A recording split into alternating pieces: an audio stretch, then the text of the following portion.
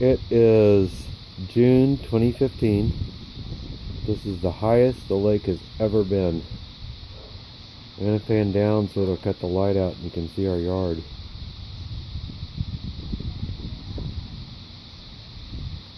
I mean, come on.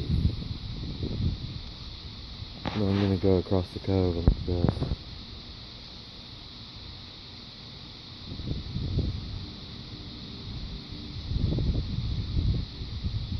Our fence is completely underwater. I feel like everything is underwater.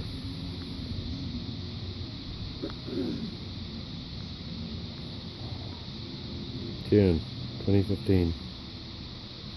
Maybe the highest it's ever been. Look back up in the cove. It's May 31st. It's last